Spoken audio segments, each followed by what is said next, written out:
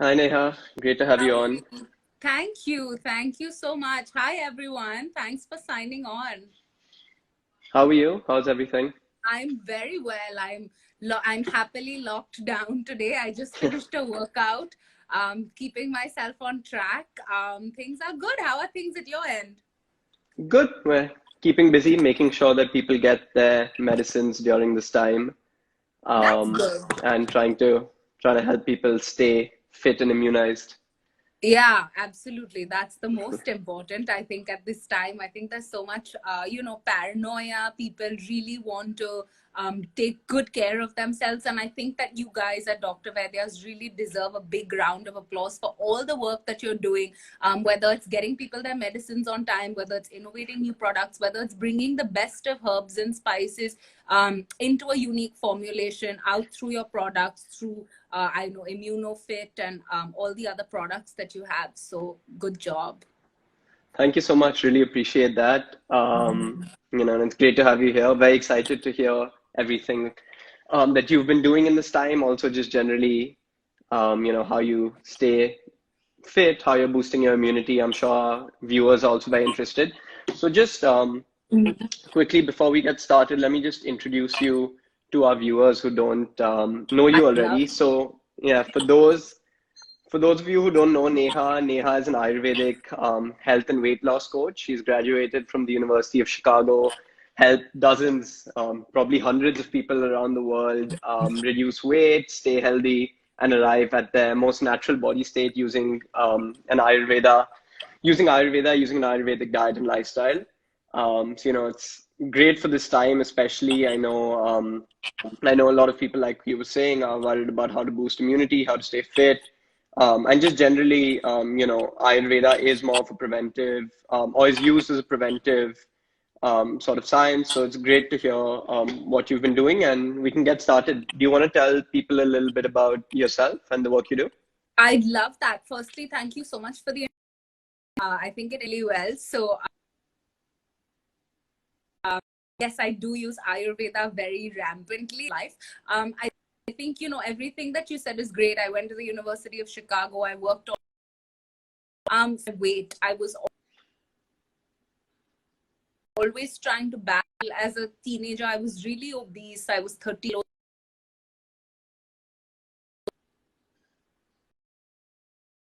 to work for me. I would go like a yo-yo, gain weight and lose weight. And then when I finally tuned into the Ayurvedic approach towards reaching your ideal weight, towards maintaining a healthy body, really using that holistic approach towards well-being, using fruits, herbs, spices, things from nature, understanding your dosha, making sure that you tune into what nature has to offer and understand yourself.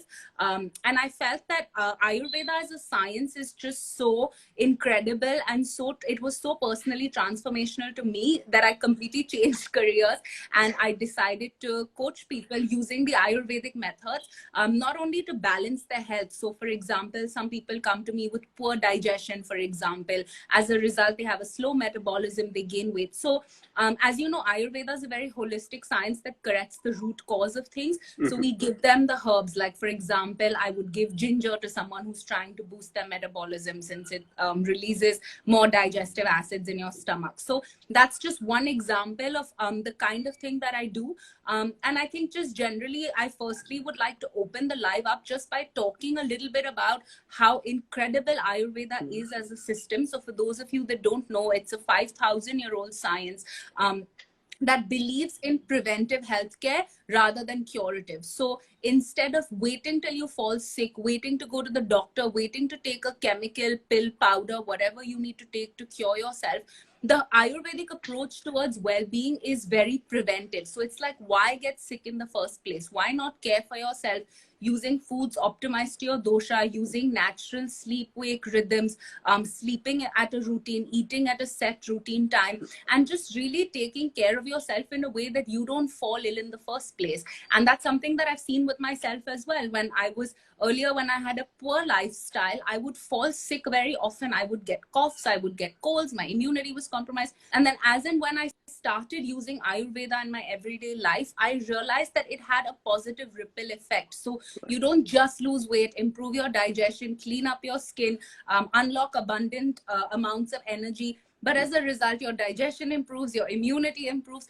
So really, the Ayurveda takes care of the root cause, but the ripple effects are so positive and so they extend to all areas of your life, and that's really the key differentiator to the Ayurvedic method. Unlike, if you take a pill, if you fall sick, that pill has other side effects that are more damaging rather than better for you. And where Ayurveda is different is that it has positive ripple effects. So I personally advocate it as the best system of caring for yourself, of taking care of yourself, of well-being, of boosting your immunity. I know you guys at Dr. Vaidyas have an incredible immunity product with a phenomenal formulation. It has amla, which is so high in vitamin C, and neem, which is also antibacterial. So you guys should definitely go and check out the Dr. Vaidyas product if you're specifically looking to boost your immunity. It's a very well formulated product with good natural herbs and ingredients.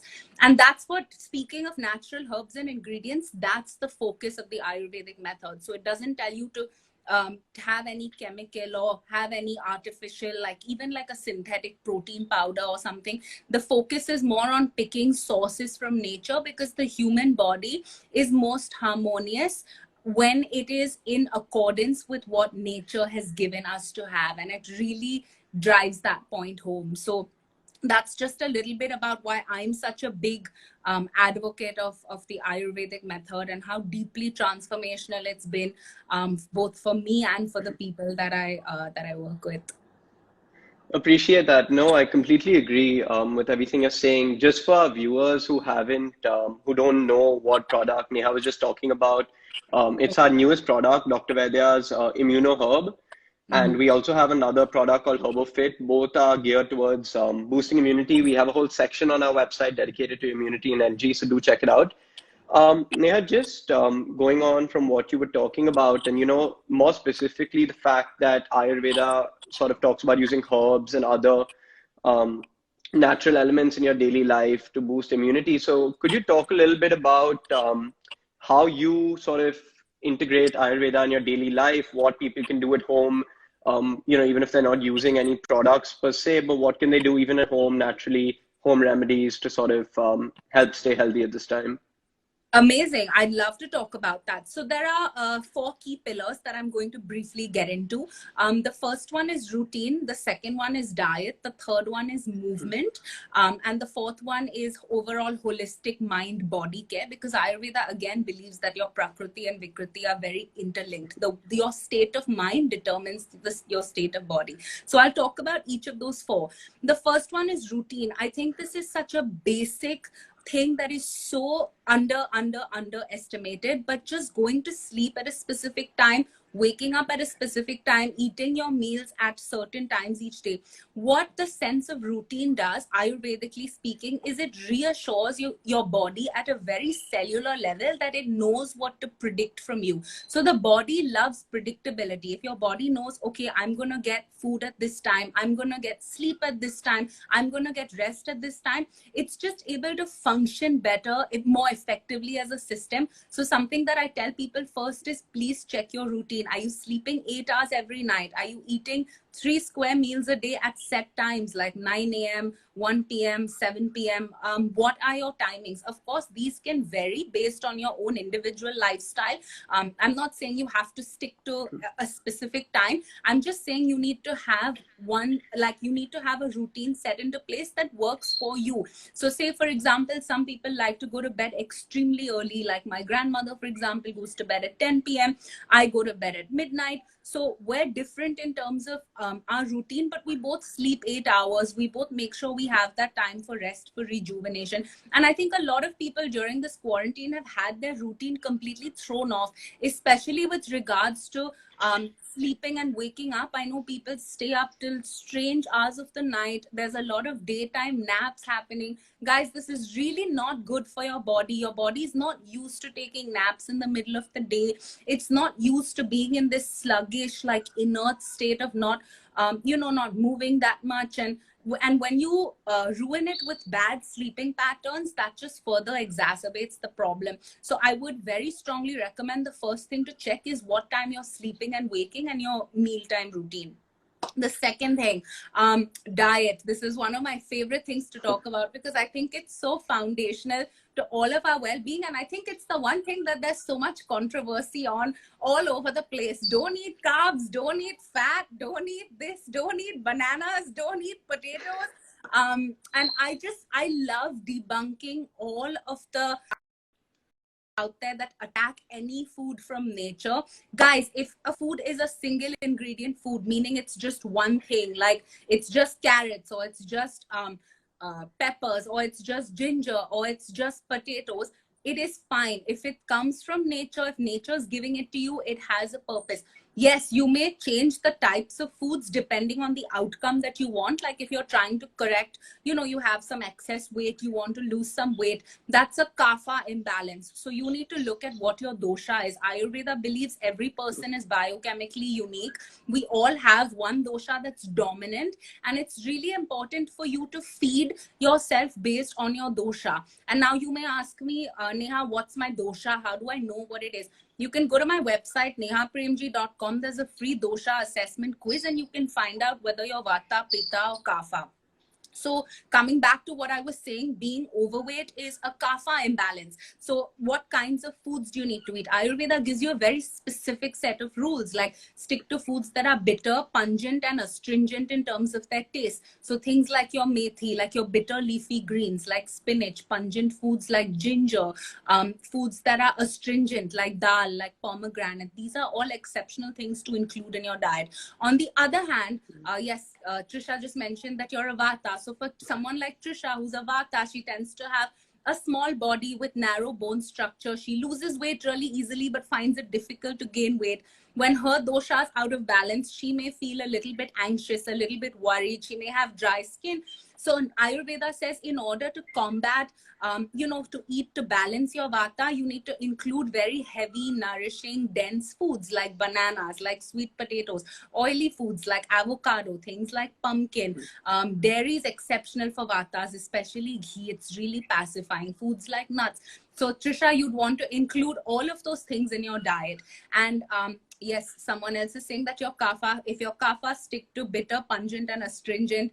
For pitta, you want to stick to very cooling foods. So that's how the Ayurvedic methodology plays into specifying a particular diet. It just tells you, understand yourself first and then seek to nourish yourself with certain foods, rather than trying to follow some fad diet that was formulated by someone that may or may not work for your unique body type. So the way that Ayurveda is different is it tells you, okay, understand how am I, what do I need to have to function every day. And what's interesting is you'll find that when you eat optimized to your dosha, you tend to feel fuller. You don't have ridiculous cravings.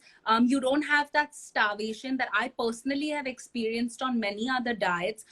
You don't have, weird things like acne, things like issues, things that when you eat wrong for your dosha, these things come up because it's your body's way of signaling to you that it needs to come back into balance. But when you really adopt the approach of understanding your dosha and nourishing yourself based on what your dosha is, you see that all your issues come into play, and everything comes, everything just balances out. And I'm sure at Dr. Vaidyas, you guys, I know you guys have an extensive range of Chyawanprashas that are pacifying to all of the three doshas, products like Triphala that are balanced, that are very balancing, whether you're Vata, Pitta, or Kapha. And I know you guys do a really good job making the Chyawanprashas really tasty. So it's not bitter or it's not horrible. You guys should check out their toffees if you haven't already. It's a nice way to get what you need for your dosha in a taste effective way if you're not a fan of having the really bitter herbs and things like that. So anyway, what I was saying is, nourish yourself based on what your dosha is. The third point of how people can stay healthy is movement. We're all locked down in our houses. I'm a runner. I love running outside, and it's painful to me to watch my promenade outside and not be able to go out and run or go to my gym and run on the treadmill. So what I've been doing is I've been doing a lot of CrossFit style home workouts. I've been doing yoga on alternate days. I'm also a yogi. I'm a certified yoga teacher, but I haven't practiced it as much as I'm doing these days, just because it's, you know, being at home is making me reevaluate my own exercise routine a little bit. So for all of you, I would say, guys, please make an effort to stay active. And you don't have to get into this mindset of I'm gonna slot aside 1 hour where I'm gonna exercise. No, even if you're active for 15 minutes, 20 minutes, 25 minutes, that's more than enough. It's more important that you get it done rather than you stall it, telling yourself, I'm going to wait and do it for 1 full hour, and then nothing happens, and you sit on your sofa and watch TV and eat a bunch of snacks, and then you don't really feel like doing it. So I think that it's really important that you guys pay attention to your movement. I see we have a question on intermittent fasting and the Ayurvedic philosophy. I will answer that question as soon as I finish pillar number 4, which is your mindset and your mind-body connection. I think it's so important to mention that having a clean mindset, like really working on being in a state of progress, being in a vibration of expansion rather than contraction. I say there are 2 energy states we can be in. You can either be expanding or you can be contracting. And it's really important that we pay attention to this principle right now, you guys, because what is happening around us in the world, the global state of energy, is a vibration of contraction right now. There's a deadly virus. Things are shutting down. Institutions and organizations are compressing.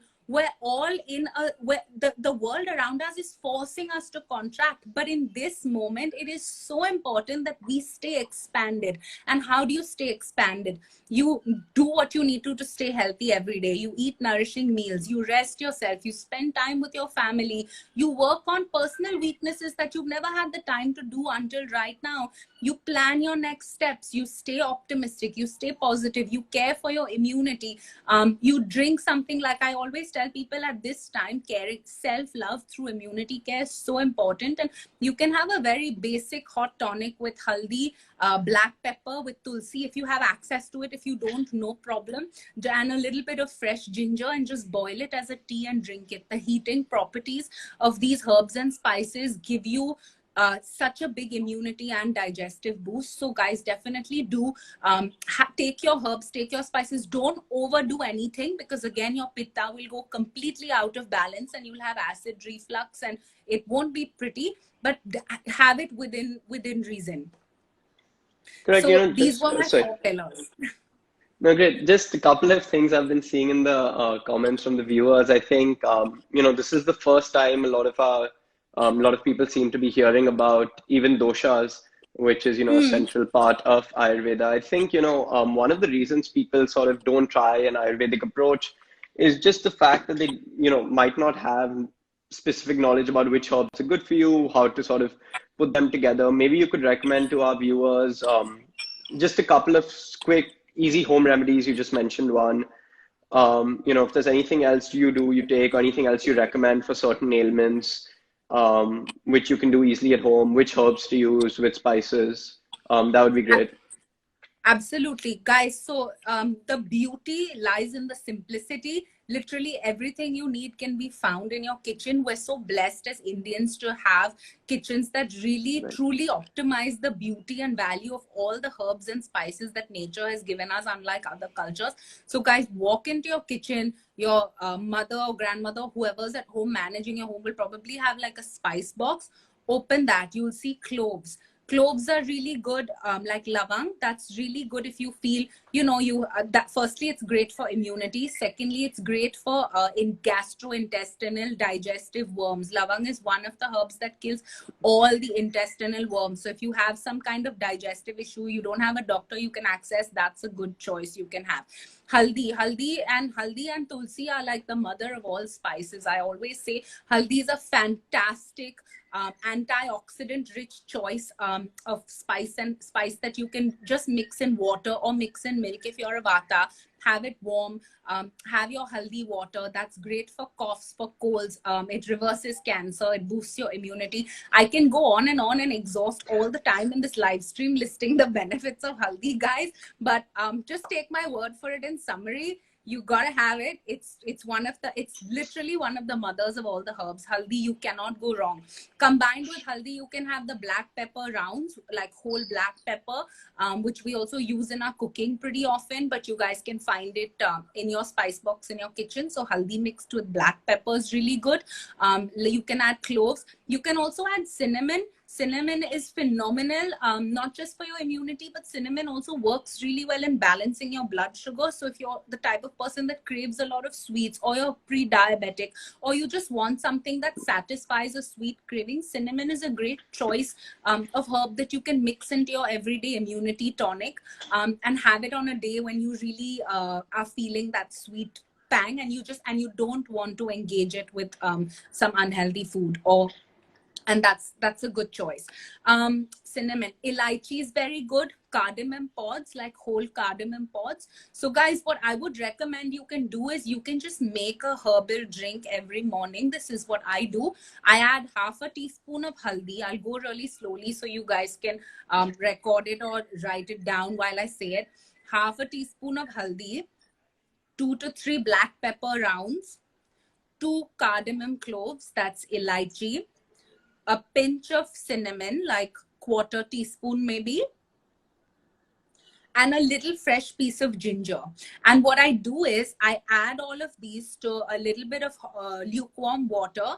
I let it sit for about 5 to 10 minutes, and then I strain it and I drink it. And I swear, guys, it helps not just for your immunity. It has so many positive ripple effects. It regulates my hunger.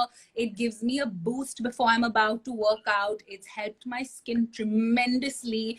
It's improved the quality of my hair. It's, of course, I eat relatively clean as well, but I definitely think that using herbs and spices to manage your constitution is a phenomenal idea. And a couple of people mentioned in the comments that they're pittas. So for pittas, I would say, I'm a kapha, so all the herbs are really good, really stimulating for me. I'm a naturally lazy person. But for all my pittas in the house, you want to make sure that you stick to cooling spices and herbs, because you tend to be very fiery. Your body may have some acid reflux if you overdo the hot herbs. But so for you guys, a good herb would be peppermint, pudina. That, like, just take a small handful of pudina. You can make fresh mint tea. You guys can have that with a little bit of haldi as well. But you can have coriander is a really good cooling spice as well. So you guys can make a cooler herbal tonic for y'all to ingest, because you want to make sure you're having the right herbs for immunity, but you also don't want to overdo anything that's not optimal for your dosha. So this is just for pittas, but if you're vata or kapha, vata benefits a lot from like the hot drinks and the heating energy of things, and kapha, of course, all the herbs and spices are just phenomenal to balance a kapha constitution. So that's what I would say about immunity, about using simple kitchen herbs in your everyday life. Great, thank you. I'm sure that'll be very useful, for a lot of our viewers, very useful for me as well. Definitely going to try it. So before, I know there've been a lot of questions, a lot of discussion about just generally weight loss. There was a couple of interesting questions as well that I noticed, which we'll get into. But just on the weight loss front, I know, you are a weight loss coach, helped hundreds of people across the world. Do you want to talk a bit about, what you sort of recommend to your clients, how you help them with Ayurveda to sort of lose weight? And just over here, I'm just going to, there was an interesting question from Trisha. She said, what is the difference between being, losing weight, so being healthy, and just being too thin? And I think that's a very interesting question as well. Just like you were talking about earlier, there are all these fad diets, cut out carbs, intermittent fasting, whatever it may be. And of course, they might have their own sort of scientific benefits or proof. But I think just from an Ayurveda or a holistic perspective, what is your view on, the difference between being healthy and being too thin? And how do you usually go about talking to your clients about it? Amazing. Thank you for that question. It's fantastic. So yes, there is such a thing as being too thin. So what I always tell my clients is, if you're struggling with a weight goal, if you are a little overweight, here's what we do. We'll fix your routine. We'll make sure you're sleeping 8 hours every night. We'll give you foods that correct a kapha imbalance, because being overweight is associated with excess kapha in one's dosha. So I really infuse their diets with foods that are bitter, pungent, and astringent in terms of their taste, because that's what kapha responds to really, really well.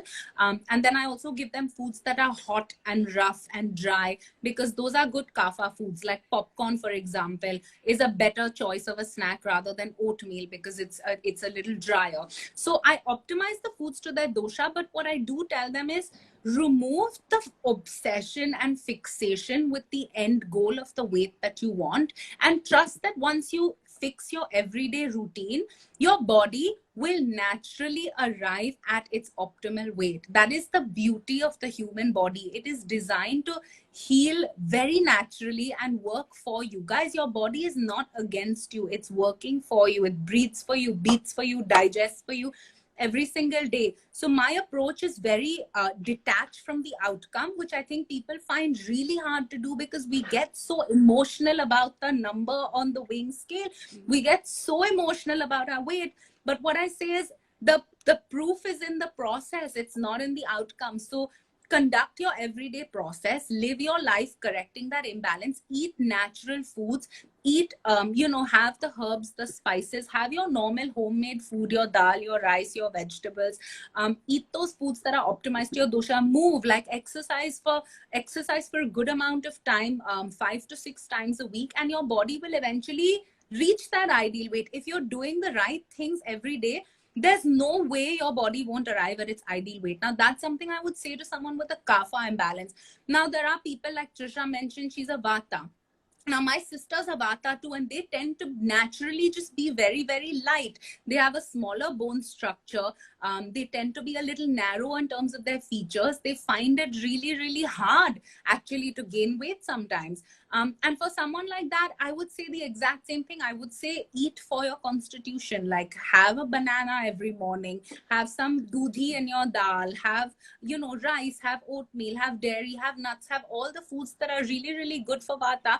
And then remove the obsession with what your weight is, because the truth is, if you're every single day you're living your life in a harmonious way, your meals are planned, you trust the process of what you're doing, you trust that your body is going to do its best for you and arrive at that natural healthy weight no matter what, then once you divorce yourself from the outcome, it's really easy to fall in love with the process. And that's what I advocate to all of you. So rather than being obsessed with a number, being obsessed, I want to lose weight, I want to gain weight, and putting all your energy on this outcome, guys, just dial it back to the process. What do I need? What does my body need? How can I eat more natural foods? How can I remove the chips or like that deep fried thing from my snack? And how can I add more fruits? Can I add can I have coconut water?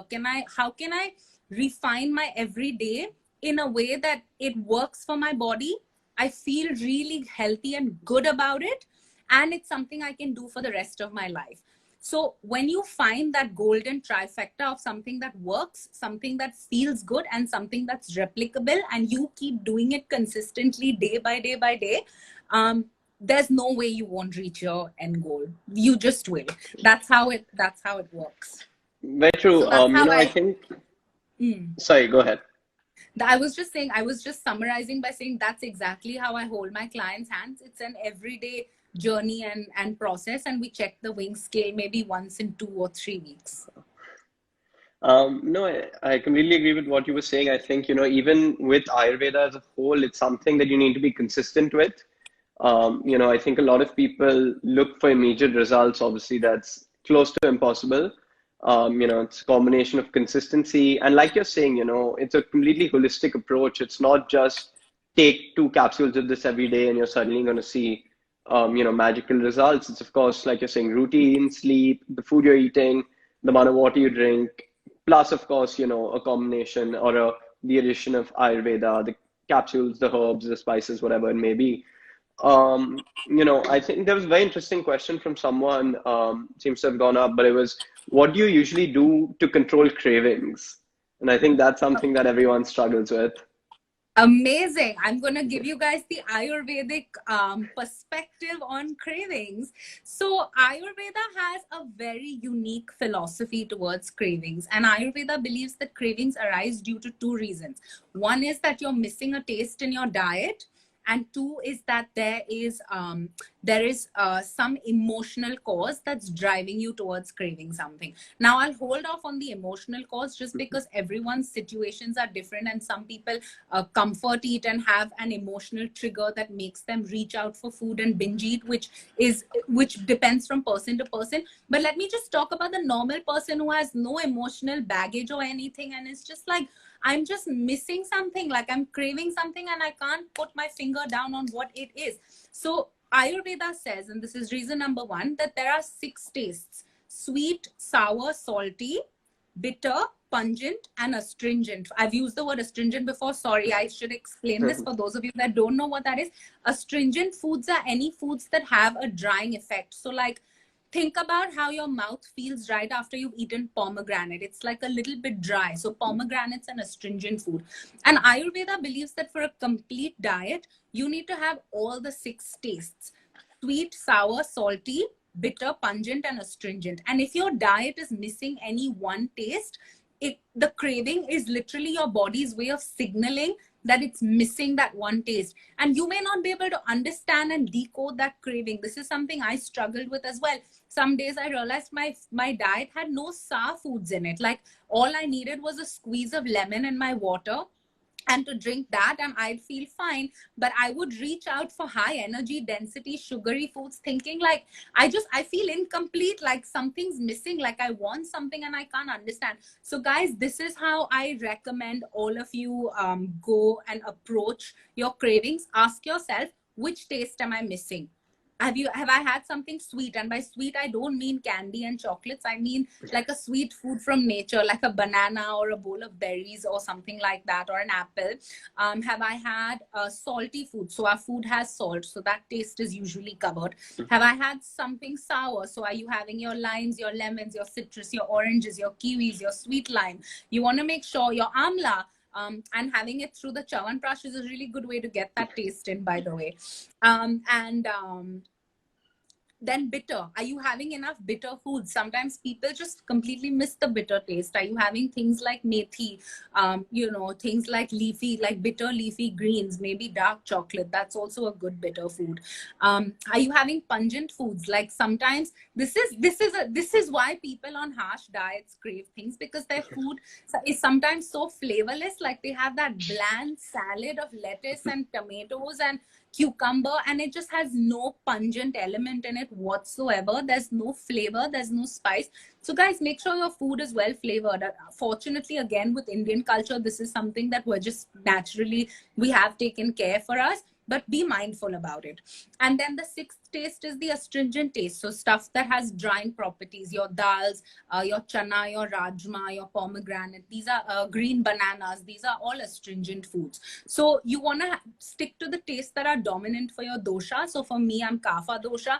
The tastes that I need the most are bitter, pungent, and astringent. But I also make sure that I integrate some sweet, sour, and salty in my daily life. So for example, if I have a roti, like a wheat roti, the wheat is a sweet taste in Ayurveda. That's taken care of. I squeeze a bit of lemon on my food. That's a bitter/sour taste that's taken care of. And I make sure that my palate is very satisfied, because Ayurveda believes that food is truly an act of satisfaction and pleasure. And if you're missing any taste, your diet is imbalanced. So I would say, if you're craving things, think about which taste you're missing.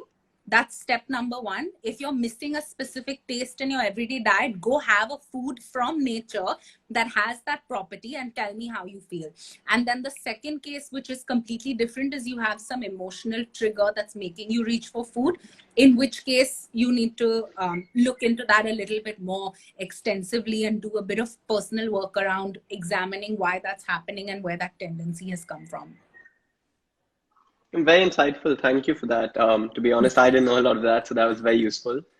Mm. And I can see a lot of comments saying very insightful as well. So I'm sure our viewers appreciated that one. So Neha, just sort of coming back or sticking to this topic of staying healthy and weight loss.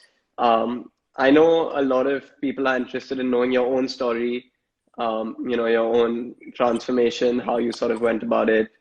So if you could talk just a little more about that, and what tips you have again, if there anything else that you would like our viewers to know. Absolutely. I'd love to speak a little bit deeper about my journey. So I was actually a really overweight child and I struggled with a massive kapha imbalance for years. I never found Ayurveda until very, very recently, until a few years ago.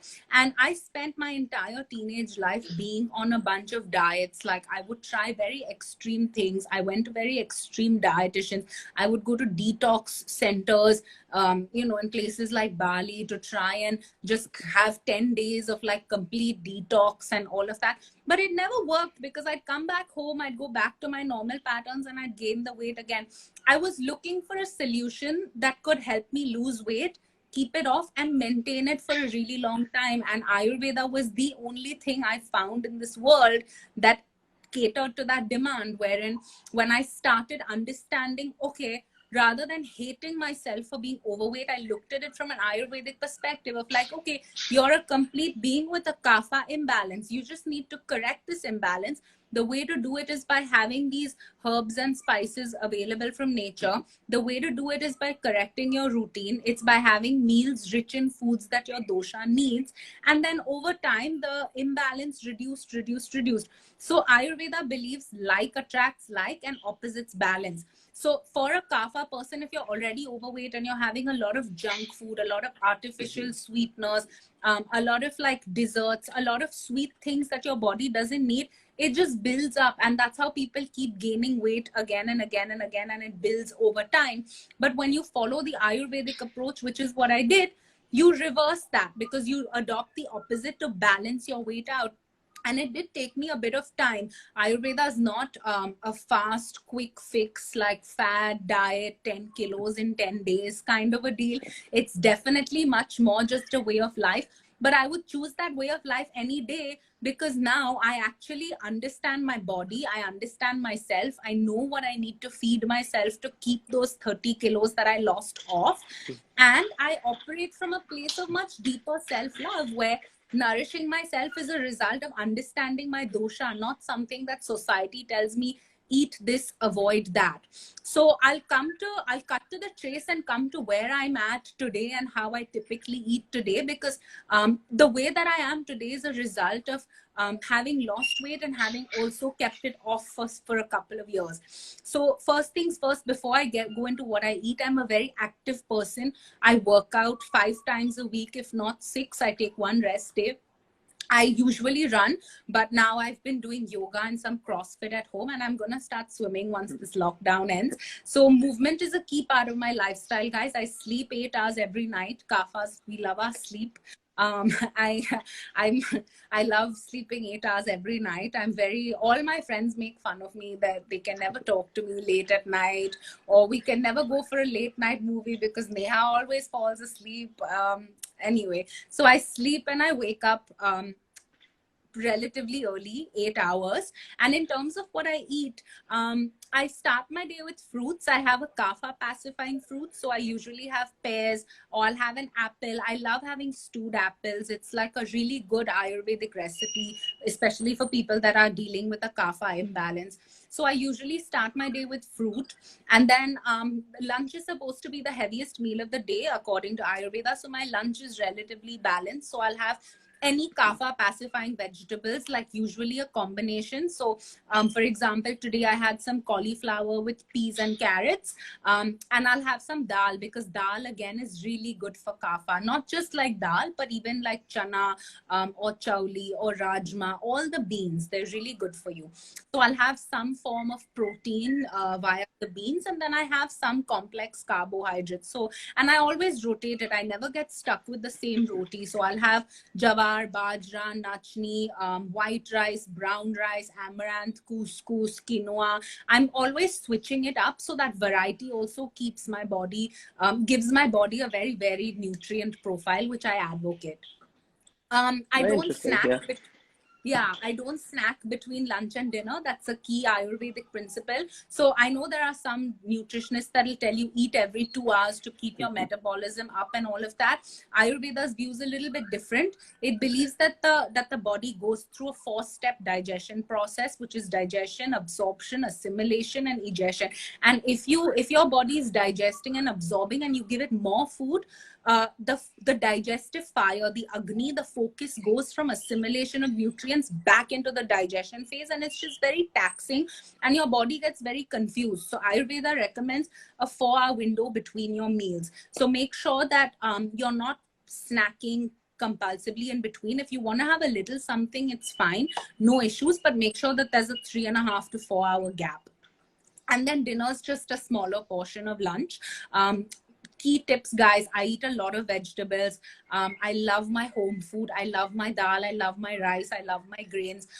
My food is made with a little bit of ghee, again, because for kapha dosha, ghee it's good, but they tell you to minimize it, like oils and nuts and stuff. The heavy sort of foods in nature I'm supposed to minimize, so I pay attention to that. And I just fill my diet with 80% natural single ingredient foods, as I mentioned before. So that's really the secret. It's not that sexy, but it's true. No, 100%. I think one point that really stood out was the fact that not only were you able to lose the weight, you were able to also, you know, maintain your current weight or maintain your current health. And I think that's really important because, you know, you see a lot of people doing these quick diets, like you're saying, lose 10 kgs in 10 days or whatever it may be, and then, you know, putting it back on in another 10 days.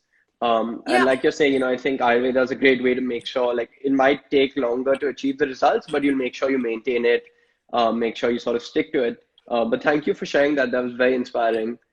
Um, yeah, so if there are any questions from the audience, we're happy to take it now from our viewers. Or if there are any questions, I know you mentioned that a few questions were asked prior to the session by your own followers.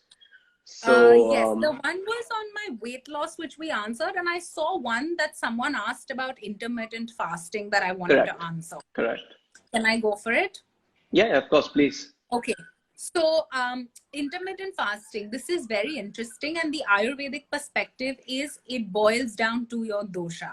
So, for someone like a kapha, like myself, and generally people who are overweight, the unforced overnight fast is very, very beneficial. So, for someone like kapha, you can skip breakfast if you don't naturally feel hungry, no problem, because your body is naturally a little heavier. It holds on to weight a little bit more easily. So, for a kapha dominant person who's trying to reduce weight, skipping breakfast, it's completely fine.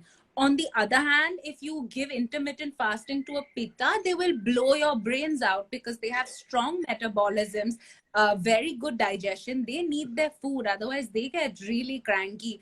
My mom's a pitta. If she doesn't get her meals, she gets very, very cranky. And it's not just my mom, it's all pittas. They have strong digestive fires. They're blessed with a good Agni, because Pitta literally corresponds to the fire element. So they're blessed with very fast digestions. And if they have to miss a meal, it doesn't work out for them. So some body types, intermittent fasting, they may just not respond to. They may not understand what's going on. They may overeat at lunch. And that is usually the Pitta body type, for whom I would say don't skip breakfast. Stick to consistent meal times, because your digestion is strong and your body does need that food.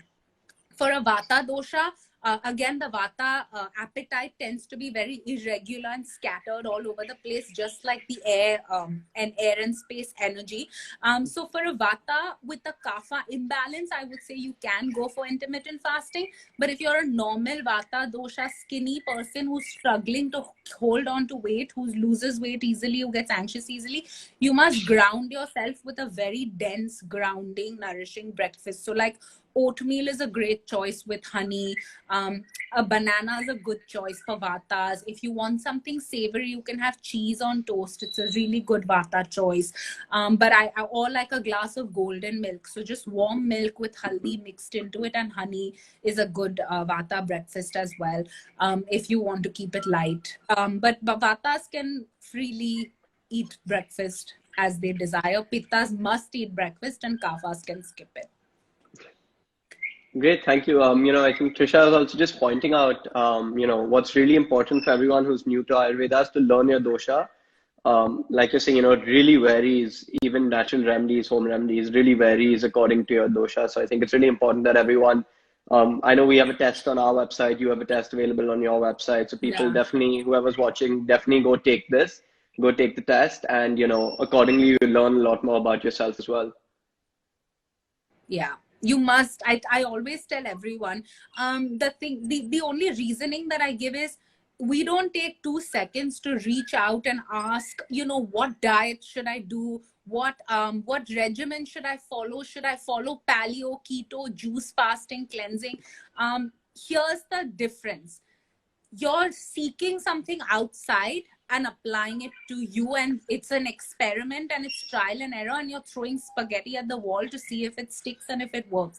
With Ayurveda, it's like, let's look at me first. What am I? What is my dosha? What do I need? And then you go out and build a diet that's optimized based on how you are, which is the biggest differentiator to me. When I pick out a diet, I don't want to adjust myself to the diet. Why should my body adjust to something external? I'll build something that my body needs. So that's the key thing, guys. Go learn your dosha. See if you're vata, pitta, or kapha.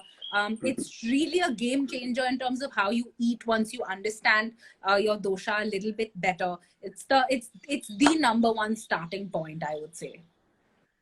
Great, thank you so much for doing this. It was very insightful. I hope our viewers have been able to learn a lot as well. And we're really very grateful. Thank you for having you on. Thank you for coming on. Very inspiring, your own story as well. Is there anything you'd like to end the session with? Anything you want to make sure our viewers remember? Yeah, I think I would end the session just by encouraging everyone to be really, really positive. You may be locked down at home, but guys, remember, this is the time that you can take care of yourself, your body. You have the luxury of time. You have the luxury of space. You at home, you have the luxury of just having to be with yourself without having other things bogging you down like you normally would when you're out into the world.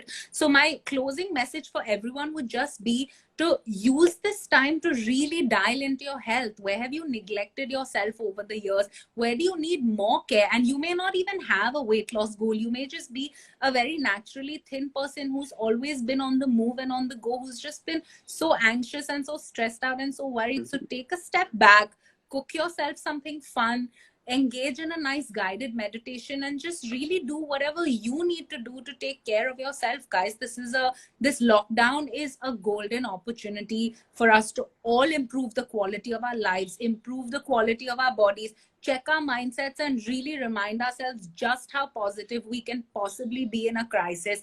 And I would encourage all of you to start or continue taking even better care of yourself. And as always, I'm always happy to answer questions. So if you want to reach out to me, ask me a follow-up question or something specific to you, you can definitely reach me through my Instagram profile as well. But yeah, in the meantime, guys, stay on it, sleep on time, wake up after 8 hours, eat your meals on time, eat foods for your dosha, and have some movement into your day. That's my closing message to everyone. Great. Thank you so much. This was a great session. I loved it. Yeah. Thank you. Take care. All our viewers, thank you for tuning in. The questions were very helpful. And hopefully, you've learned a lot from Neha's inspiring story. Great. Take care. Hi guys, my name is Vaidya and I'm the CEO of dr.vaidyas. I hope you like what you heard. If you want more content on health and Ayurveda in the 21st century, please click the subscribe icon. We've got a lot more coming for you.